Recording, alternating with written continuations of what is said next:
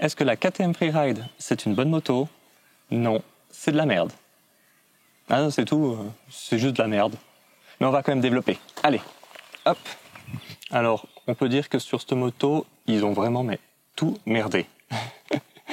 En gros, c'est un peu un mix entre une trial et une enduro. Mais franchement, en mode enduro, elle va pas bien. Et en mode trial, une enduro, ça franchit des plus grosses marches. Donc, à vous de voir. Alors, un petit tour des défauts. Premièrement, gros défaut, les jantes. Dedans, elles s'oxydent vachement vite. Je sais pas ce qu'elles ont, mais j'ai rarement vu une qualité aussi minable. Les suspensions. D'origine, entre l'avant et l'arrière, elles sont un petit peu désaccordées. C'est pas un gros souci, ça se règle facilement avec une petite modification d'huile. Un autre gros problème, c'est les pattes de fixation de l'échappement. Attends, je t'emmène avec. Je sais pas si on verra bien, mais voilà. Les pattes de fixation de l'échappement, c'est une vraie saloperie. Elles cassent toutes seules. Quand je dis tout seul, il n'y a pas eu de chute. Hein. C'est uniquement les vibrations de la moto. Elles ont les 4 pété. Elles sont tenues ici et là. Et les 4 ont pété. Du coup, j'ai modifié, j'ai fait une patte de fixation qui vient fixer directement là. Donc là, il y a quand même du travail de serrurerie à faire. Le mieux, ce serait quand même de faire une vraie patte soudée et qui vient prendre avec une bride autour. Comme ça, on garde un petit peu de souplesse. Et ça demande un petit peu de travail et du savoir-faire. Pendant qu'on est sur l'arrière, les silencieux. D'origine, le pneu vient frotter les silencieux. Donc ça paraît pas un gros problème, mais à la longue, ça va les percer. Donc là, je les ai un petit peu, avec ma nouvelle patch, je les ai mis un petit peu plus à l'écart et maintenant ça passe. Et les pneus, c'est pas un pneu large que j'ai mis, c'est le normal, c'est le 120 de large. Et encore celui-là, je crois que c'est un 110. Pendant qu'on est sur l'arrière, encore un autre problème ici. Là, se cache. Tout bêtement, ils font en fait juste ici. C'est tellement chaud qu'ils font tout seuls. Bon, j'ai fait une petite modification qui fait que c'est encore plus chaud. J'en parle après. Mais même d'origine, ça peut fondre. D'ailleurs là, j'ai mis, je sais pas si on verra bien, mais j'ai mis une petite protection en silicone, justement pour éviter le contact direct. Ensuite, la béquille. Là, j'ai pas compris, c'est à croire que c'est la première fois qu'ils font une béquille sur leur moto. T'as l'axe ici qui casse juste par fatigue, à force de la mettre sur la béquille et de l'enlever. Je précise, je suis jamais monté sur la béquille, enfin sur la moto quand elle est sur la béquille. C'est vraiment ça casse tout seul. Autre problème sur cette béquille, elle est trop longue. J'ai dû la raccourcir un tout petit peu pour que ce soit plus adapté. Toujours au niveau de la béquille, l'élastique de béquille. D'origine, c'est ce fameux élastique de béquille KTM. Le problème, c'est qu'il faut tellement tirer dessus pour pouvoir passer la béquille, il casse à tous les coups en fait. Même un élastique, ils n'ont pas réussi à le faire. Ah, je sais pas quoi penser de KTM. Ok, maintenant on passe de l'autre côté. Ah, il y a des problèmes de tous les côtés sur cette moto. La pédale de frein. C'est une moto qui se dit un peu trial, un petit mix entre trial enduro, mais plutôt assez trialisant. Elle ressort vraiment trop. J'entends par là, quand on met le pied normalement dessus pour rouler, on vient toujours crocher ce bord de frein, le pédale de frein qui est là, et on l'actionne en fait sans faire exprès. Pire encore, quand on roule, on a la pointe du pied qui passe dessous, et quand on veut prendre la pédale de frein dans le stress, on se croche la pointe en fait sous la pédale. Et ça m'a d'ailleurs valu une chute, ça. Hein.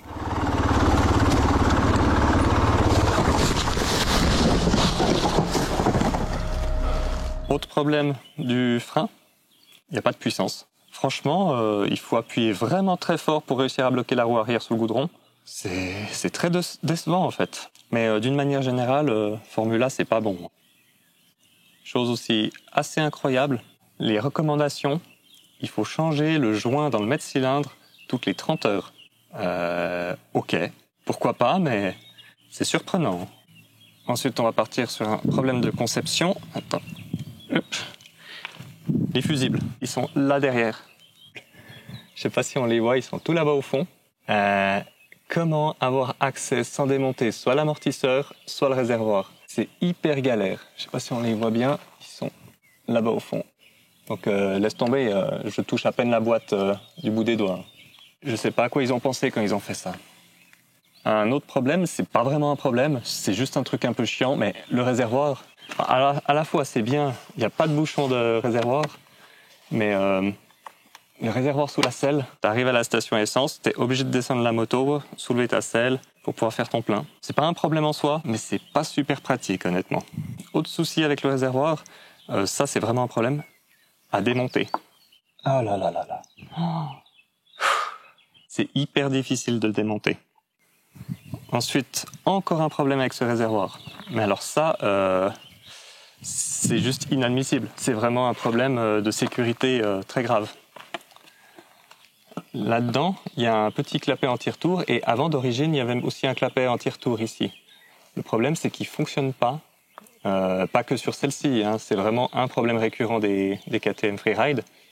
Le réservoir monte en pression. Mais il monte en pression vraiment de façon dangereuse. Et au moment où tu l'ouvres,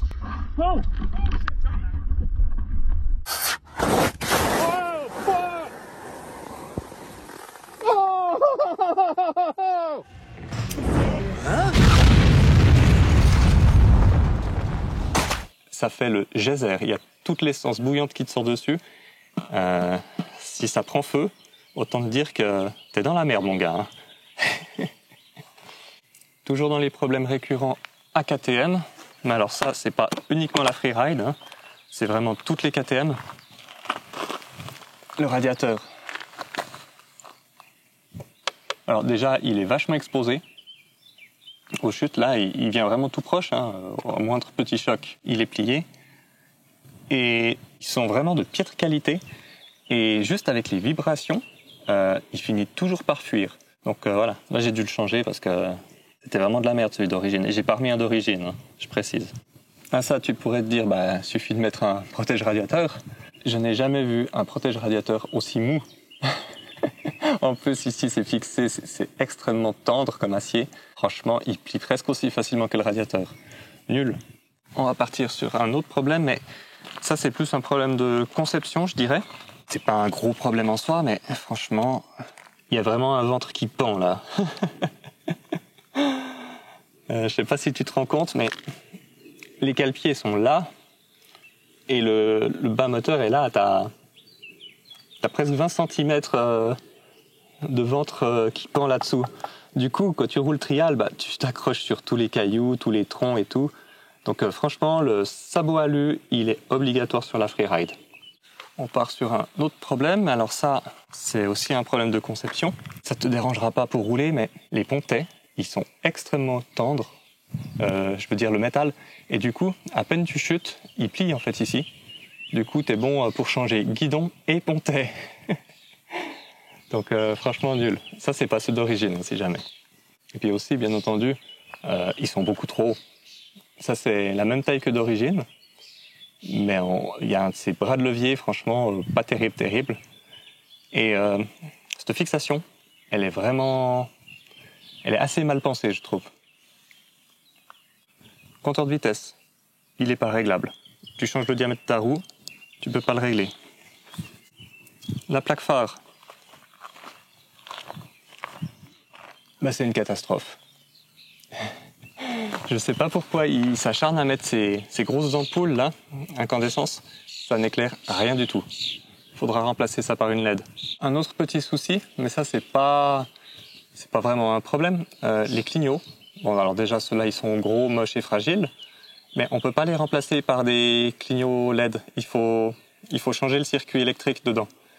Sinon ça fonctionne pas. Quand tu allumes le clignot, par exemple le clignot gauche, tu as le droit qui s'allume également si tu mets des LED. Donc ça nécessite de toucher le circuit électrique.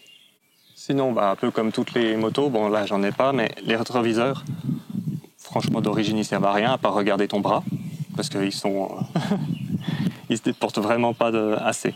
Autant les enlever, ils te servent à rien. Sinon, le plus gros problème de la moto, je dirais... Bon, quoi que non, c'est peut-être pas le plus gros, mais c'est parmi les gros problèmes. Formula. L'embrayage, ça va encore. Mais les freins Formula, c'est une vraie merde. Et ils font cette merde depuis 1987, hein, et ils ne sont toujours pas améliorés. Les problèmes, c'est que, déjà, ça freine pas. Le freinage avant, il fait tout par à coup. Je sais pas pourquoi, est-ce que c'est à cause des pétales du disque? Mais quand on freine, il fait vraiment tout par à coup. Il n'est pas linéaire. Et à peine on touche le frein, il est extrêmement mordant. Donc très dur d'avoir de la précision de pilotage. Mais bien qu'il soit extrêmement mordant, il a aucune force de freinage. Et en plus de ça, il y a le levier qui grippe. Il faut tout le temps le nettoyer, bien huiler, parce que sinon vraiment il fait tout par à coup, tac, tac, tac. Et pour la précision de pilotage, franchement c'est zéro, quoi. Mais les problèmes sont pas que ici, hein. Il y a aussi le mètre-cylindre qui fonctionne pas. Il est horrible, l'aluminium se bouffe dedans, le levier a énormément de jeu. Le petit ressort là de rappel, ce qui est bien pratique, j'aime bien, mais en cas de chute, il tient pas. Donc il y a une petite modif à faire, j'en parlerai après. Le prix aussi, c'est totalement abusé. J'ai jamais vu des leviers aussi chers. Ils sont à peu près 2 fois plus chers que des leviers normaux. Et je dirais, pour terminer les problèmes avec la partie cycle, la fourche.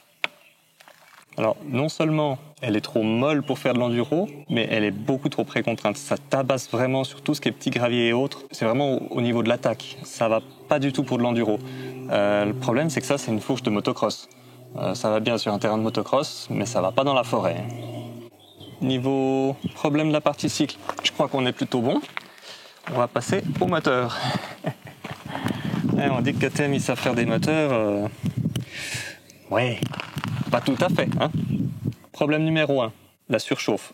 C'est affreux comme cette moto chauffe. Elle est bouillante de partout. Par exemple, le ventilateur, il ne s'arrête jamais. Les huiles de radiateur qui sont là, ils sont jolis, c'est vrai, mais ils sont beaucoup trop petits. Si on regarde de face, tu vois, ils sont vraiment collés contre la moto. Du coup, ça ventile rien du tout. Et en plus, ils ont mis le klaxon juste devant. Voilà. Au niveau refroidissement du radiateur, il y a encore là, les câbles et tous les fils électriques qui sont juste, mais vraiment juste derrière le radiateur. Du coup, le flux d'air, ça passe pas. Donc du coup, ce que j'ai fait pour remédier à ça, j'ai mis une bande thermique. Comme ça, elle passe tout le tour. Elle commence ici, elle fait tout le tour, elle remonte, elle va jusque là. Donc cet échappement là qui passe au milieu, c'est vraiment une bonne idée, mais ça marche pas tellement parce que toute la chaleur se répercute dans le bloc moteur, dans l'huile, et normalement l'huile elle est censée aussi dissiper la chaleur. Au final, c'est le contraire, elle prend la chaleur pour le redonner au moteur. Voilà pourquoi j'ai mis une bande thermique. Du coup, le problème en plus de la bande thermique, c'est que la chaleur, elle se répercute derrière et elle me fait encore plus fondre les plaques latérales. Déjà, avant, c'était pas terrible, quoi. Et puis, avant que je mette la bande thermique, il y a aussi toute la terre de forêt, les petites branches, les feuilles qui viennent se mettre dedans. Et il y a carrément des braises, donc ça prend feu dedans, et il y a carrément des braises qui tombent de la moto. Donc si vous roulez dans un endroit très chaud et sec avec cette moto, il y a vraiment un risque de foutre le feu à la forêt. Ensuite, gros problème de ce moteur, les vibrations. Je sais pas ce qu'il a, pourtant il est bien équilibré, hein. D'ailleurs j'ai démonté, j'avais vérifié. Il vibre comme c'est pas permis. Je comprends pas, il y a toutes les vis qui se desserrent tellement que ça vibre. Ce moteur a également un autre problème, mais alors là c'est un problème de conception. Il bouffe une quantité d'huile incroyable. 1 litre aux 1000 km. Donc je dis bien 1 litre d'huile moteur tous les 1000 km. C'est énorme. Bon, après, le pire, c'est peut-être le concessionnaire KTM qui me dit jusqu'à 1 litre au 1000, c'est normal. Non, pour moi, c'est pas normal. Ça fait une consommation comme un 2 temps, et là, on est quand même sur du 4 temps. Donc non, il y a un gros souci, mais j'ai trouvé la panne, j'en parle après. Un autre problème aussi du moteur, il prend pas les tours. Alors, il est super agréable à bas régime, il est coupleux, il cale pas trop facilement, mais sa courbe de montée en régime, elle est horrible. Il n'y a pas de rupteur, en fait. Il se met à plafonner un peu comme un vieux moteur diesel. Encore un problème, il n'y a que ça, hein. Le filtre à air. Alors, excellente idée, comme ils l'ont fait, j'aime bien. Il est très facile d'accès. Il est là. En soi, l'idée est pas mal, mais le problème... Alors déjà, je vais enlever.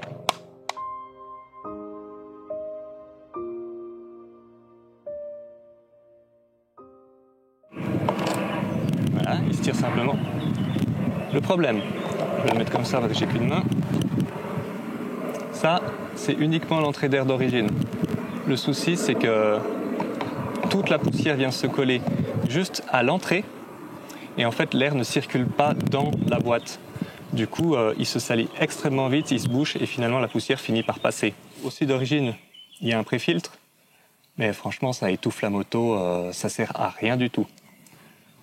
Toujours des problèmes au niveau du filtre. Quand on l'enlève, quand on fait ça, et que c'est très sale, par exemple là on voit qu'il y a une petite brindille de quelque chose, le souci c'est qu'il y a toute la merde qui rentre.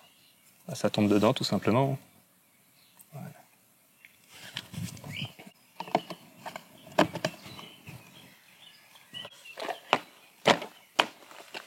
La boîte à vitesse. Alors, c'est mal étagé. La première, elle est beaucoup trop longue pour faire du trial. La 2, 3, 4, 5, il n'y a quasiment aucune différence. Et puis du coup, la 6, elle est trop courte. J'ai essayé plusieurs transmissions, mais celle d'origine, c'était finalement la meilleure. Voilà, on va passer de l'autre côté.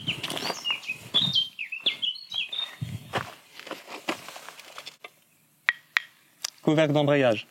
Alors, j'en ai pas mis un orange pour faire le kéké, hein. Celui d'origine, c'est une vraie merde. Il est hyper fragile. Pour dire, je suis tombé sur le côté, enfin tombé, entre guillemets, hein, tombé. Je me suis couché sur le côté, ça a simplement appuyé sur la pédale de frein et ça me l'a pété.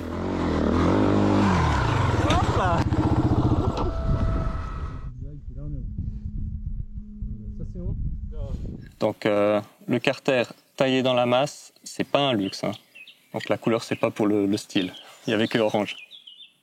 Toujours des problèmes au niveau de cette moto, c'est l'entretien. Entretien toutes les 20 heures. Franchement, ils abusent. C'est pas une moto de compétition. On aimerait bien que l'entretien soit un petit peu plus espacé. Le jeu aux soupapes, par rapport à certaines enduros, ouais, ça va, il se fait plutôt pas trop mal. Mais un peu trop souvent à mon goût quand même. J'ai oublié, pendant qu'on était de l'autre côté, de parler de la vis de vidange, qui est là. Hop. Voilà. Je sais pas si on la voit. Là, on a la vis de vidange, on a le filtre. Le souci, c'est que quand tu veux vidanger proprement, faut enlever le sabot. C'est pas un gros problème en soi, mais c'est pas hyper pratique. Niveau problème moteur, je crois qu'on a fait plus ou moins le tour. Donc, en conclusion, des points négatifs pour une moto dite tout-terrain. Ouais, il y a quand même des choses trop fragiles. Par exemple, le radiateur trop exposé, trop fragile. Le protège radiateur, celui de KTM, est beaucoup trop mou. Et les échappements, c'est beaucoup trop fragile. Piste moto a une partie cycle un petit peu particulière. Sur autoroute, elle est vraiment dangereuse. On a vite fait de guidonner. Donc attention, dès qu'on va vite, c'est un peu tendu quand même. Bon, après, elle n'a pas que des points négatifs. Je vais faire un petit tour des points positifs. Il n'y en a pas beaucoup, ça va aller vite. Globalement, ouais, elle est quand même assez costaud pour une utilisation loisir. Mais dès que vous avez un peu de niveau et que vous voulez un peu envoyer fort avec, non, la moto va pas suivre. J'ai très très vite atteint ses limites. Après, niveau moteur, globalement, ouais, ça tient le coup, quoi. Il est pas fabuleux, mais il est pas spécialement fragile. Après, dans les points positifs de la moto, je dirais le levier d'embrayage est identique au levier de frein. Donc ça, c'est pratique. Dans le sac à dos, on prend qu'un seul levier, contrairement à Brembo qui fait un levier différent pour chaque côté. Les leviers sont également très solides. J'ai fait pas mal de chutes, j'en ai jamais plié un, ce qui est d'ailleurs assez surprenant. Ils sont chers, mais ils sont de bonne qualité. Rayon de braquage, par rapport à une enduro, elle braque un petit peu plus serré. C'est plutôt agréable. Réservoir en plastique transparent, c'est chouette, comme ça on sait toujours où on en est. Gros point positif, pas de biellette. Bon, ça c'est toutes les motos KTM, mais sur une moto loisir, honnêtement, les biellettes, ça ne sert à rien. Le filtre à air, super facile à changer et bien pratique. L'embrayage est plutôt facile. Il est presque aussi souple que sur une triale. Globalement, les vitesses passent bien sans débrayer, ce qui est assez agréable si on veut rouler un petit peu sport. Le moteur, je vais quand même lui trouver des points positifs, à part ces vibrations qui sont juste horribles. À bas régime, il est quand même bien coupleux et il est très doux. Pour les débutants, c'est vraiment un bon moteur, il n'y a pas de souci. Et toujours dans le moteur, il peut vraiment bien descendre bas dans les tours sans caler, contrairement aux enduros qui sont un petit peu plus poussés. Là, c'est quand même beaucoup plus souple à bas régime. Gros point positif, le jeu aux soupapes, il n'est pas forcément évident à faire, mais on peut le faire sans sortir le moteur. Donc on peut vraiment démonter les arbres à cames et tout. Il n'y a pas besoin de sortir le moteur. Et je sais que certaines enduros, genre Sherco ou Beta, il faut sortir, enfin pas tous les modèles, mais il faut carrément sortir le moteur pour pouvoir faire le jeu aux soupapes. Gros point positif sur cette moto, c'est d'ailleurs une des raisons principales pourquoi je l'avais choisie, elle fait très peu de bruit. Son double échappement, il est quand même pas mal efficace. Et il y a ces grilles derrière qui empêchent justement les PT moteurs. Le bruit, c'est son point fort. Point positif, qui est aussi un peu son point négatif, c'est l'échappement qui passe au milieu. C'est super. Niveau sécurité, si on tombe, on risque pas de se retrouver coincé sous l'échappement. Vraiment bien. Mais par contre, faut qu'ils améliorent le système parce que ça fait surchauffer le moteur, c'est une catastrophe. Et un autre truc cool, tout simplement, elle a, vous me direz, toutes les motos ont ça maintenant, mais elle a un capteur d'arrêt automatique en cas de chute. Donc dès qu'elle est sur le côté, elle s'arrête. Ouais, c'est une moto qui est vraiment accessible aux débutants. Donc sa puissance est maîtrisable, le moteur il est facile à exploiter. Sa petite taille qui peut aussi être un inconvénient pour moi, parce que je fais 1m80, mais je dirais pour une personne qui fait 1m60, et puis le poids est de 100 kg, c'est idéal pour une petite personne qui voudrait se mettre à l'enduro. Après, c'est sûr que c'est pas avec ça qu'il va gagner des compétitions, mais pour une moto d'initiation, c'est plutôt un bon choix. Donc, conclusion des points positifs, c'est une moto amusante. C'est pas une bonne moto, on est bien d'accord, mais on s'amuse bien avec. Alors, niveau modification que j'ai apporté, la courbe de puissance moteur, d'origine, je crois qu'elle fait quelque chose comme 24 chevaux, quelque chose comme ça. Et là, du coup, je lui ai mis la courbe de puissance 27 chevaux. Elle paraît pas vraiment plus puissante, mais c'est surtout qu'en fait, elle carbure beaucoup mieux, parce que d'origine, elle carbure beaucoup trop pauvre. Sinon, dans les modifs, mettre du frein filet partout, donc Loctite, frein filet, parce qu'avec les vibrations, il y a vraiment tout, mais je dis bien toutes les vis qui se desserrent, c'est terrible. Sinon, comme on en avait parlé, le petit ressort d'embrayage qui est là, il faut le coller au fond, sinon vous allez le perdre. J'ai assoupli l'embrayage, en fait c'est vraiment très simple. On démonte, il y a 6 vis, et on en démonte 3, on en dévisse 3. On met une rondelle, une petite rondelle M6, celles qui font parce qu'elles font 1,6 d'épais ou 1,3, je sais plus. Et on revisse, du coup les ressorts pressent moins dessus, et tout simplement ça rend l'embrayage plus facile. Pas trop en mettre, parce qu'après l'embrayage se met à patiner. Donc pour moi, 3 rondelles, c'est la limite. Du coup, moi j'ai mis un guidon trial pour juste le confort. Justement, vu que je suis grand, j'ai mis les pontets de guidon le plus en avant possible. J'ai mis les cale-pieds les plus en arrière possible. J'ai oublié les câbles de gaz. Moi, je les fais sortir contre le bas, que ça tire moins sur les câbles. Et en cas de chute, ça vient pas me casser ma poignée de gaz. Du coup, vu que j'ai mis les pontets en avant, les tubes de fourche, je les ai retournés. Normalement, la petite vis de purge est devant. Mais du coup, on ne peut pas y accéder à cause du guidon, donc je les ai retournés. Et si tu te posais la question, c'est pour ça que j'ai les autocollants qui sont à l'intérieur et pas à l'extérieur. Toujours au niveau de la fourche, je les ai vraiment mis le plus à fleur possible pour gagner le moindre millimètre, parce que franchement, on est trop sur l'avant sur cette moto, c'est un gros problème. Toujours dans le but de gagner quelques millimètres, pour incliner la moto plus sur l'arrière, le pneu avant. Je suis parti sur du 90 par 100, et à l'arrière, j'ai mis pour compenser justement, j'ai mis un plus petit, j'ai mis un 100 par 100. D'ailleurs, Michelin Tracker, c'est un pneu, il est excellent. Beaucoup de gens le trouvent complètement nul, mais je crois qu'ils n'ont pas compris à quoi servait ce pneu. Vraiment très bon pneu. Après, niveau phare, soit il faut remplacer par une ampoule LED, soit il faut mettre Je crois que KTM a une nouvelle plaque phare qui s'adapte d'ailleurs sur celle-ci. Vaut mieux mettre la nouvelle plaque phare, qu'avec ça, on voit rien du tout. Le protège radiateur, un indispensable, on va dire. Les silent blocks, là, le radiateur est posé sur des petits silent blocks caoutchouc. ils se bouffent hyper vite, faut les changer. Le sabot moteur, ça c'est vital. Sinon, je donne pas cher du moteur là, avec ce ventre qui pend.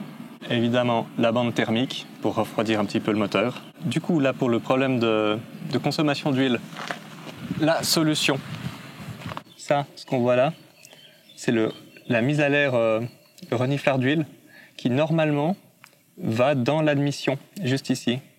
Et le problème, c'est que toute l'huile se fait bouffer dans l'admission. D'ailleurs, ça m'a même valu une panne. L'huile a été bouchée, le petit canal du capteur de pression. Et vu que c'était l'hiver avec l'effet Venturi, l'huile s'est mise à figer.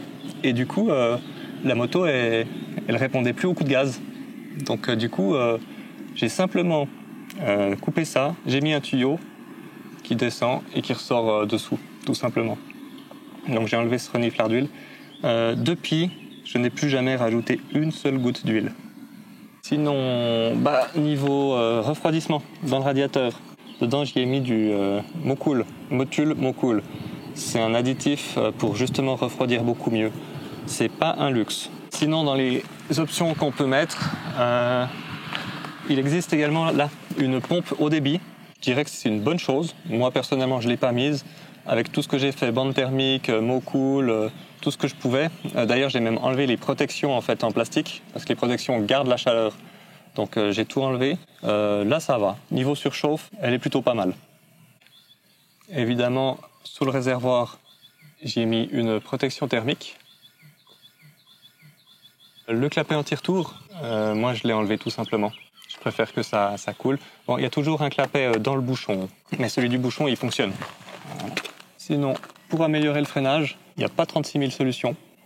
À l'arrière, c'est des pistons acier, donc là, il n'y a rien à faire. Mais à l'avant, les pistons sont en plastique. Et quand on freine, c'est le plastique qui se déforme. En fait, le piston, il s'écrase au lieu de donner la force au disque. Donc du coup, à l'avant, j'ai mis des pistons en acier inox. Très franchement, c'est pas une grosse différence, mais c'est vrai que le freinage, il est un poil plus précis. Il y a un bien meilleur ressenti. Sinon, ce qui va changer énormément le freinage, c'est les plaquettes. Là, j'y ai mis des plaquettes en cuivre.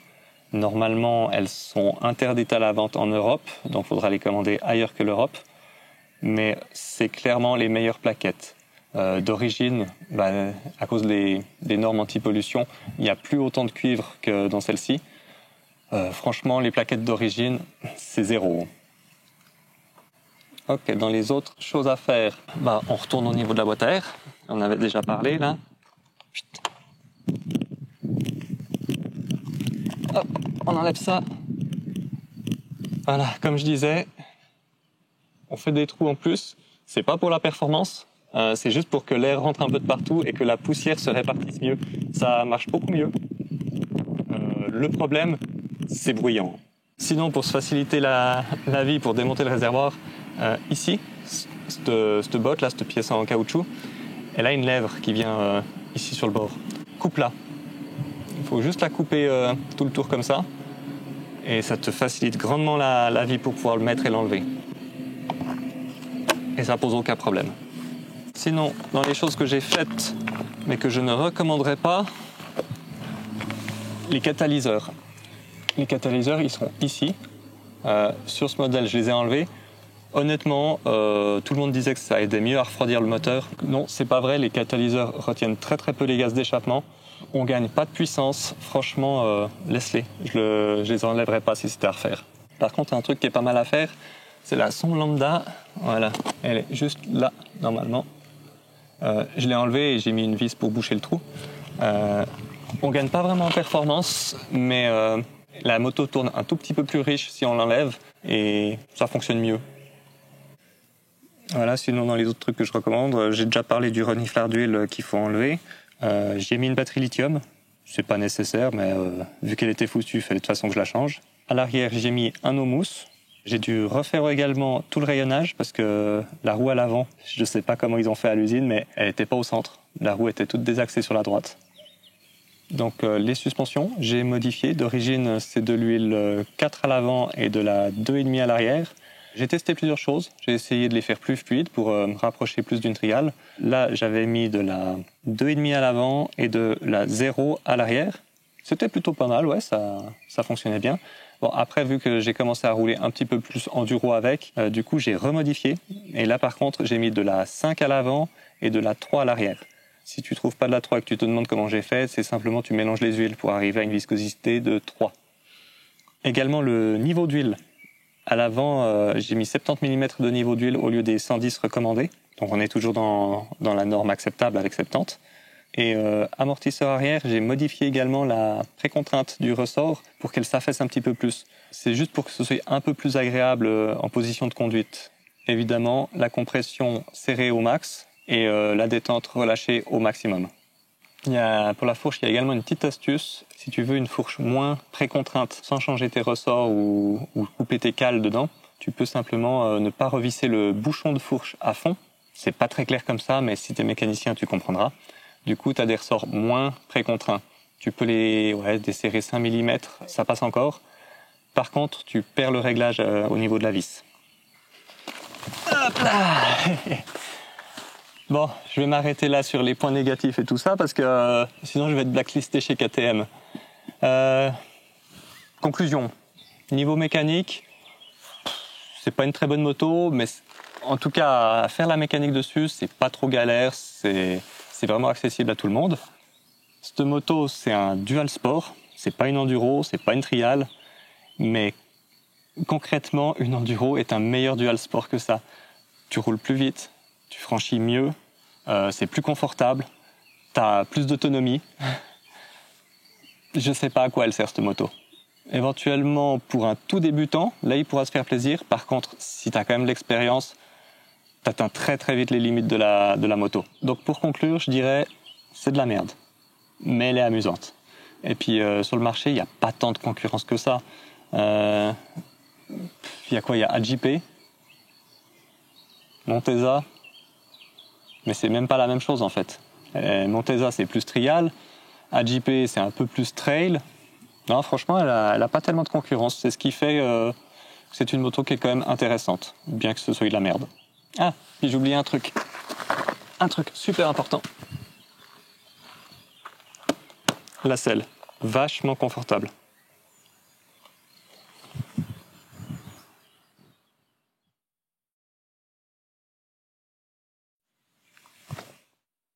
Pour la selle. Je déconne. J'ai jamais eu une selle qui fait aussi mal au cul.